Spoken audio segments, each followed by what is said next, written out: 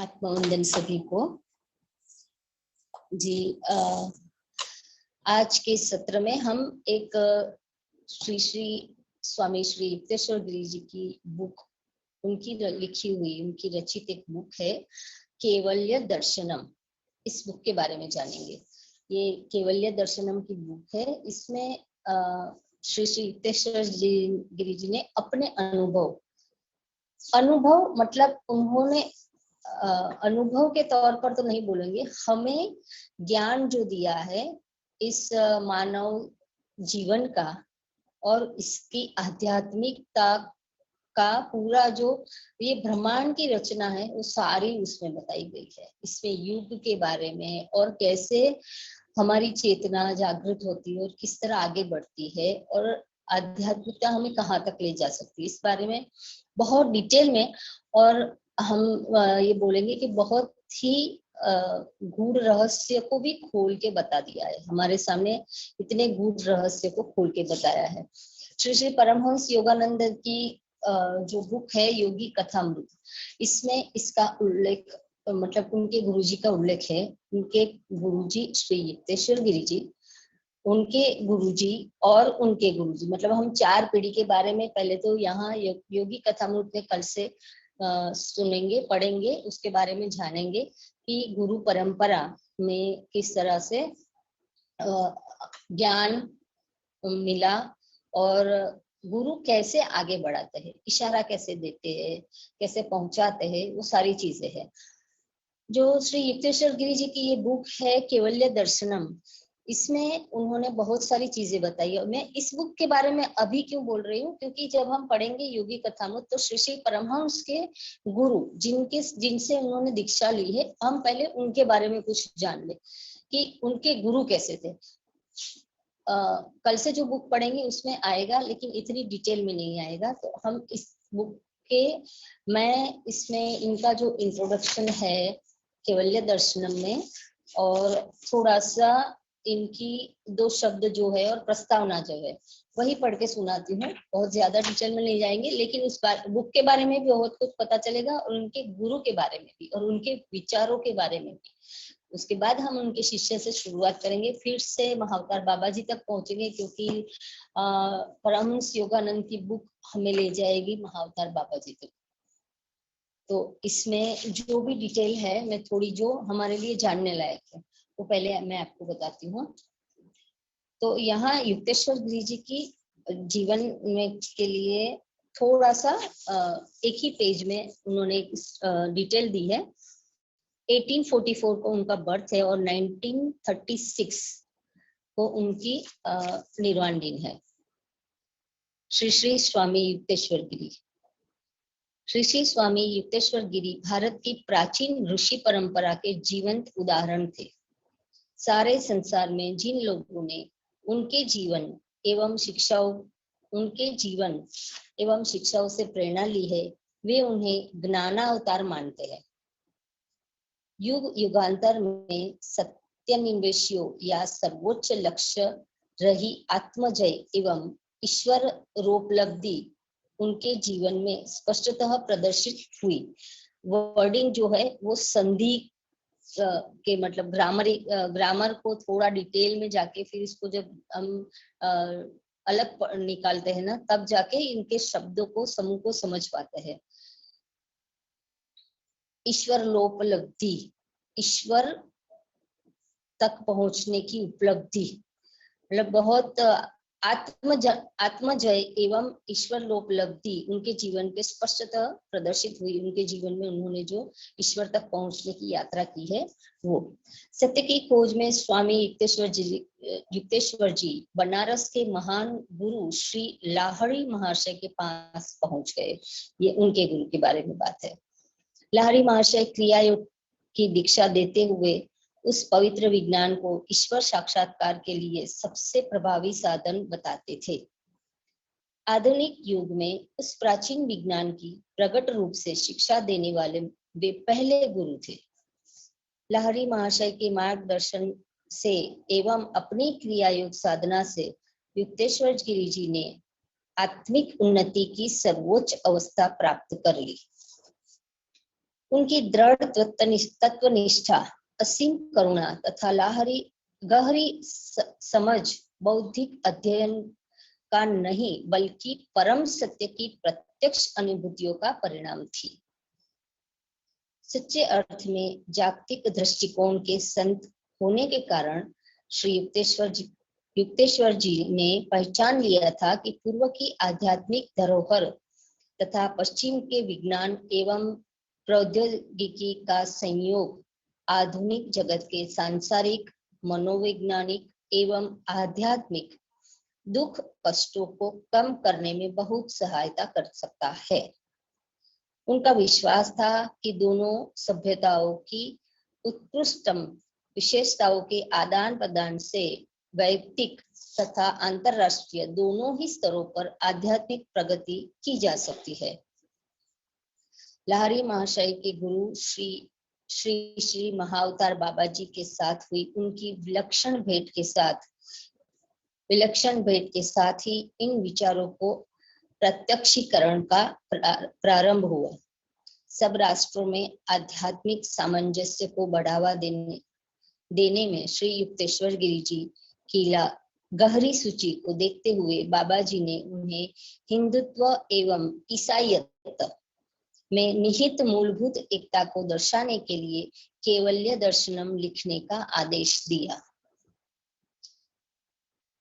स्वामी युक्तेश्वर गिरी जी ने अपने अटूट शिष्य परमहंस योगानंद को संगठन बनाने का कार्य शुरू करने का निर्देश दिया, जिससे अन्य जिज्ञासुओं को भी उन दिव्य शिक्षाओं का लाभ मिल सके जो स्वयं उन्हें मिली थी। सन 1917 में परमहंस जी ने एक आश्रम और बालकों के विद्यालय के साथ अपना कार्य शुरू किया, जो आगे चलकर योगदा सत्संग सोसाइटी ऑफ इंडिया कहलाया। 1920 में संसार भर के जिज्ञासुओं को क्रिया योग का मुक्तिदायक विज्ञान मिला।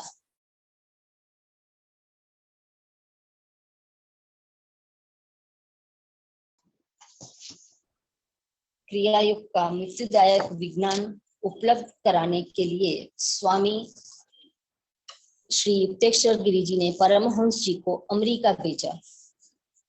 इस उद्देश्य की पूर्ति के लिए श्री योगानंद ने एक अंतरराष्ट्रीय सोसाइटी सेल्फ रियलाइजेशन फेलोशिप की स्थापना की, जिसका मुख्य उद्देश्य केंद्र लॉस एंजलिस में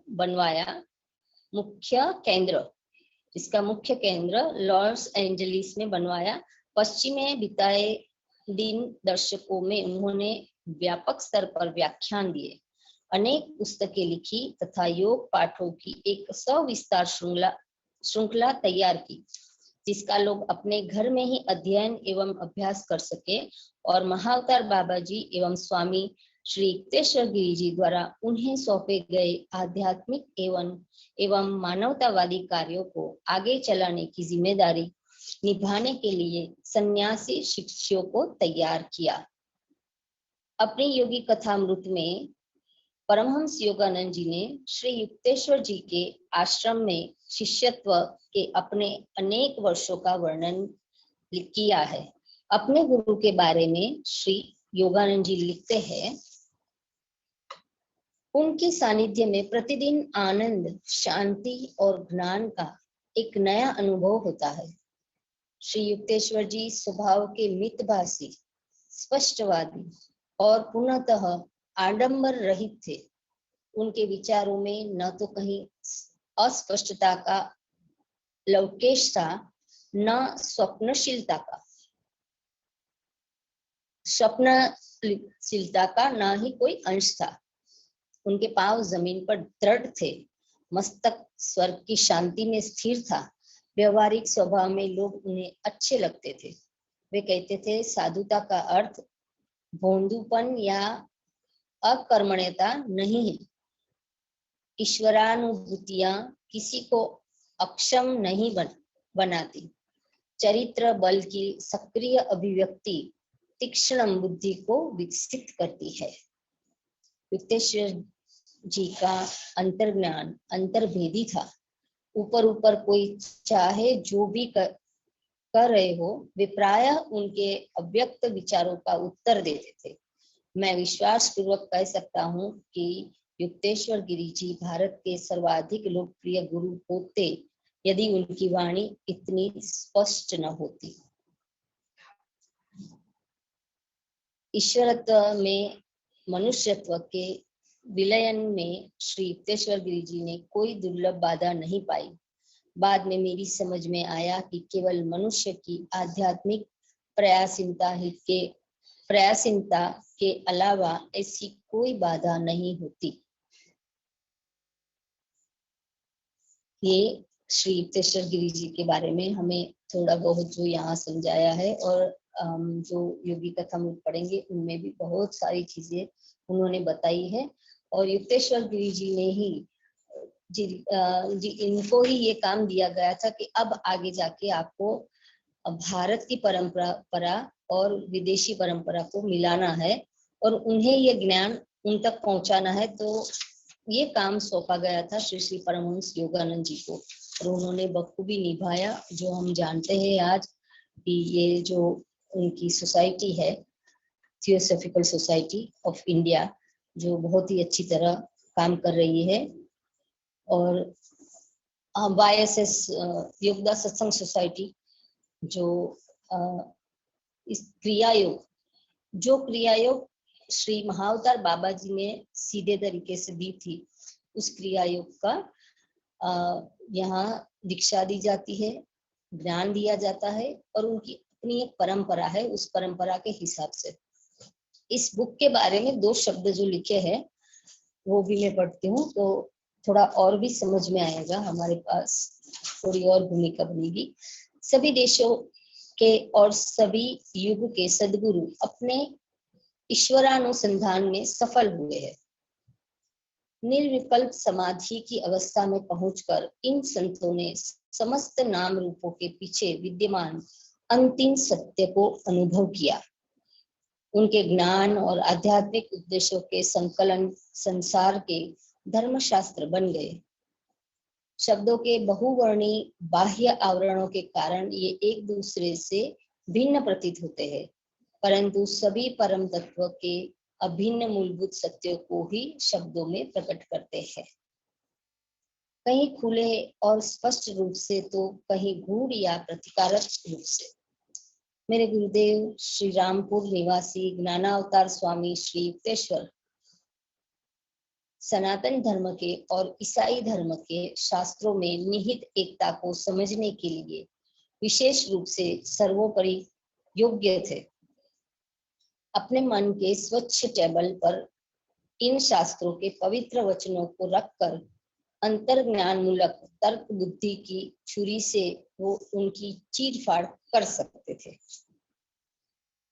और इस प्रकार शास्त्राकार गुरुओं द्वारा व्यक्त किए गए सत्यों को पंडितों द्वारा अंतर्विष्ट किए गए वचनों से और उनकी गलत व्याख्याओं से अलग कर सकते थे। ज्ञानावतार स्वामी श्री युक्तेश्वर की अचूक संधानी आध्यात्मिक अंतर्दृष्टि के कारण ही यह संभव हो सका कि अब इस पुस्तक के माध्यम से भारतवर्ष के सांख्य दर्शन का बाइबल के समझने में अंत्यतः कठिन गुह्यता का प्रकाशित वाक्य रिवेलेशन के बीच मूलभूत एकता स्थापित की जा सकती है। जैसा कि इस पुस्तक की भूमिका में मेरे गुरुदेव ने लिखा है, यह पुस्तक उन्होंने अपने गुरु लाहरी महाशय के गुरु बाबा जी की आज्ञा का पालन करने के लिए लिखी थी। इन तीनों महान गुरुओं के अवतारी जीवन का वर्णन मैंने अपनी पुस्तक योगी कथामृत में किया है।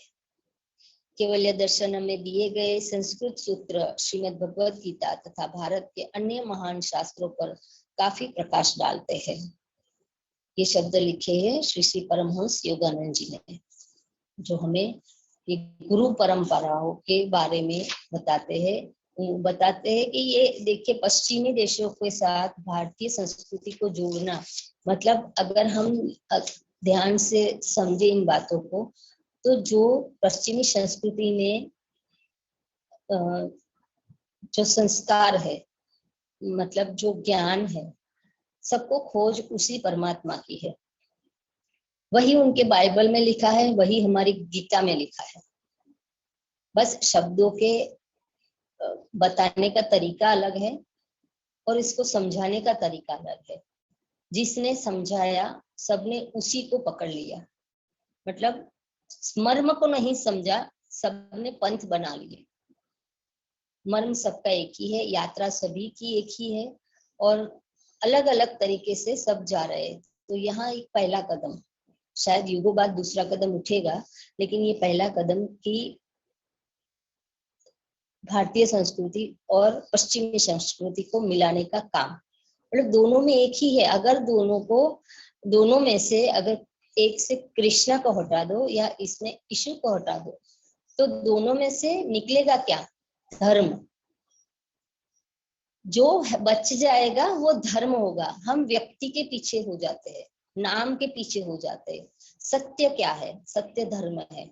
तो धर्म के पीछे मतलब हम जो यात्रा कर रहे हैं अपने आप को जानने की, अपने भीतर को जानने की, अपने भीतर बसे विश्व को जानने की और विश्व के हमारे खुद के अस्तित्व के बारे में। तो अगर जान रहे तो सभी संस्कृतियों को अगर मिलाएंगे तो सबकी खोज तो एक ही है। शब्दों की वाणी अलग है, उसकी रीत अलग है, लेकिन पहुंचना सभी को एक ही जगह है। तो उन्होंने यहाँ बहुत अच्छी तरह से बताया है कि सबने अपनी अपनी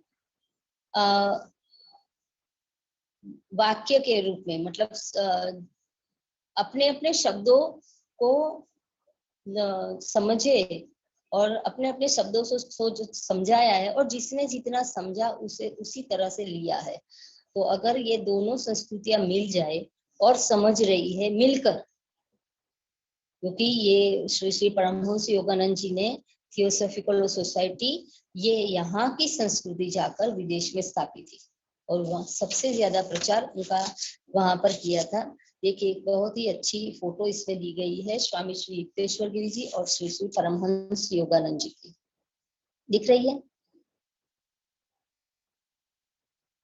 दिख रही है ना? उस वक्त की ये फोटो है और बहुत ही अच्छी, क्योंकि वो पाश्चात्य संस्कृति से जुड़े थे तो उनके उस वक्त के फोटोग्राफ्स भी है बुक में और बहुत ही अच्छी तरह से उन्होंने बताया है। इसकी प्रस्तावना जो है वो भी मैं पढ़ लेती हूँ, उसमें भी बहुत कुछ समझ में आएगा। और इसमें जो हमें जो बताया ना, पहले से हमारे काल चक्र के बारे में बताया है। उन्होंने चित्रों से स्पष्टीकरण किया है कि ये युग काल कैसे चल रहा है और उनको बताया और उनके हिसाब से अभी सतयुग चल रहा है। उन्होंने जिस तरह से बताया है, एक युग का स्पष्टीकरण जो किया है उनके हिसाब से सांकेतिक और हम ये कहेंगे साइंटिफिक रीजन थ्रू सारे ड्राइंग बनाकर इसमें बताए उन्होंने कि अभी कौन सा समय चल रहा है और ये कितने टाइम तक चलेगा। ये रेखा चित्र जो इन्होंने सबसे पहले इसी बुक में आया था और इसके बाद साइंटिस्टों ने भी इसके बारे में खोजना शुरू किया था कि ये कौन सा साल चल रहा है और कितने युग कितने साल तक चलते हैं। और उसमें भी जैसे हम राशियों के बारे में जानते हैं तो किस किस राशि से गुजरता है और किस राशि में भी प्रभावित करता है और युग के भी कितने चरण हैं, उस सब डिटेल में उन्होंने समझाया है। बहुत ही अच्छी तरह से बताया। ये बुक भी पढ़ने लायक है, बहुत बड़ी नहीं है, एकदम छोटी सी बुक है, 100-150 पेज है इसके। हाँ, इनकी प्रस्तावना में दिया है Tibetan book of the dead, Tibet's great yogi Milarepa.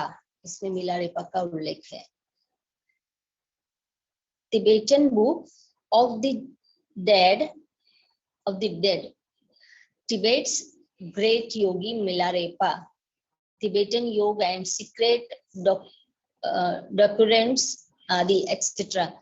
मतलब ये तिब्बत के गुरु मिलारेपा के बारे में हम मैसेज भी ले चुके हैं। यह मेरा अहोभाग्य है कि मैं मेरी भेंट युक्तेश्वर गिरी जी से यहाँ मेरा अहोभाग्य है कि मेरी भेंट श्री युक्तेश्वर गिरी जी से हुई। इस योग एंड सीक्रेट डॉक्ट्रिन्स के आवरण पृष्ठ के अंश रूप में प्रकाशित हुआ था। उड़ीसा में बंगाल की खाड़ी पर स्थित पुरी में मेरी उनसे भेंट हुई थी। उस समय वे वहां समुद्र तट पर बने एक शांत आश्रम में अधिपति थे और मुख्यतः किशोर शिष्यों की आध्यात्मिक शिक्षा दीक्षा में व्यस्त थे। वे सौम्य वदन थे, उनकी वाणी मधुर थी, उनकी उपस्थिति आह्लादक थी। वे हर प्रकार के उस श्रद्धा एवं भक्ति के योग्य थे जो उनके शिष्यों के हृदय में उनके लिए सहज ही फूट पड़ती थी। उन्हें जानने वाले हर व्यक्ति के हृदय में, चाहे वह किसी भी धर्म या समाज का हो, उनके लिए परम आदर ही रहता था। मेरे स्वागत के लिए अपने आश्रम द्वार पर खड़ी सांसारिक तृष्णाओं के त्याग का प्रतीक गेरुआ वस्त्र धारण की हुई उनकी ऊंची सीधी तपस्वी सदृश आकृति मुझे आज भी स्पष्ट रूप से याद है। इस जगत में अपने निवास के लिए उन्होंने पवित्र नगरी पुरी को चुना था, जहां प्रतिदिन भारतवर्ष के प्रत्येक प्रांत से हजारों की संख्या में धर्मपरायण हिंदू तीर्थ यात्रा पर जगन्नाथ मंदिर के दर्शन करने आते थे। सन 1936 में पुरी में श्री युक्तेश्वर गिरी जी ने इस नश्वर जगत की ओर से यह जानते हुए अपनी आंखें बंद कर ली कि उनका जन्म हर प्रकार से सार्थक हो गया था। मुझे हार्दिक प्रसन्नता है कि श्री युक्तेश्वर जी के उदात्त एवं परम पावन चरित्र का यह विवरण लिखने का मुझे सौभाग्य प्राप्त हुआ। जय गुरु। ये बुक एक बहुत ही सूत्रों में बताई गई है। इसके जो लेसन है वो सूत्रों में बताए गए हैं, मतलब जो चैप्टर है वो सूत्रों में सारे दिए गए हैं। भूमिका पहले बनाई गई है, उसमें पूरा संसार का जो सत्य है वो बताया गया है। उसके बाद सूत्रों से पूरी गहनता से इसमें समझाया गया है कि ये मनुष्य जीवन का रहस्य क्या है, ये ब्रह्मांड का रहस्य क्या है, और चेतन आत्मा, हमारी चेतन और अवचेतन जो सोच है वो। और यहाँ अगर मैं एक एक पेज खोलकर ऐसे ही देख रही हूँ तो मुझे पता चला है कि दांतों का भी गहन अवलोकन किया है। हर चीज का हमारे शरीर में, जो भी चीज हमारे शरीर में बॉडी पार्ट्स है उसकी वो बनाया क्यों गया है, मनुष्य के जीवन में जो बनाया गया है, मतलब वो दांत, नाखून, बाल, ये आंख, ये चेहरा ऐसा ही क्यों है, ये शरीर ऐसा ही क्यों है, और ये क्या क्या कर सकता है और इससे हम क्या प्राप्त कर सकते हैं, हर चीज के बारे में बहुत ही अच्छी तरह से बताया है। और चेतना का अस्तित्व, शाश्वत अस्तित्व का ज्ञान, मतलब इतना गूढ़ रहस्य और इतना गूढ़ ज्ञान है इसमें। और हम चाहेंगे कि हम इसके बाद इस बुक को भी पढ़ेंगे ताकि हम एक सोच से निकलकर हम अलग अलग प्रकार की बुक पढ़ना इसलिए जरूरी समझते हैं कि हम एक सोच के निकलकर दूसरी सोच, दूसरे से तीसरी सोच, मतलब हर गुरु ने अपनी दृष्टि से इस संसार को बताया है और बनाया है, तो हमें उस हर तरफ से देखना है और समझना है, फिर हमें अपनी दृष्टि से ही काम करना है। तो थैंक यू। इस बुक के बारे में अभी इतना ही, और बाकी हम श्री श्री परमहंस की बुक आगे पढ़ेंगे तब इसके बारे में जानेंगे। और ये शायद बुक सबके पास होगी, योगी कथामृत सबके पास है ना? Thank you Jayashree ji, thank you so much. आपने इतनी महत्वपूर्ण जानकारी हमें, हमारे पास नहीं है। योगी कथा अमृत शुरू करने से पहले ही आपने हमें उनके गुरुदेव से मिला दिया है। तो अभी हम लोग रेडी हो जाएंगे तब तक और एनर्जी को फील करते रहेंगे। और बुक हो या ना हो, लेकिन जो उनके शब्द जब हमारे कानों में पड़ेंगे, हमारे घर में पड़ेंगे और हमारे आसपास में होंगे, तो वो सब बहुत ही एक तरह से कह सकते हैं कि एनर्जी आएगी। तो बुक का कोई मैटर नहीं है, आप आराम से उसको श्रवण करें। और फिर बस रिकॉर्डिंग तो रहेगी रहेगी, आप सब बहुत एंजॉय करोगे क्योंकि सब लोगों ने, मुझे लग रहा है, थोड़ी थोड़ी शुरू कर चुके हैं जिनके पास है। तो जो एक दो हैं जिनके पास नहीं है, तो वो लोगों को भी एनर्जी बराबर से ज्यादा ही मिलने वाली होगी। क्योंकि जो बिल्कुल जो एक बार पढ़ रहा है उसकी बात अलग है, लेकिन जो इतने लोगों के पढ़े हुए की अगर एनर्जी आएगी तो वो बहुत जोर शोर से आने वाली है। तो हम सब उस एनर्जी से कनेक्ट होने के लिए रेडी हैं। तो थैंक यू जयश्री जी, आपकी वाणी हमें बहुत प्रिय लगी और शब्द हमारे दिल तक पहुंच गए। Thank you.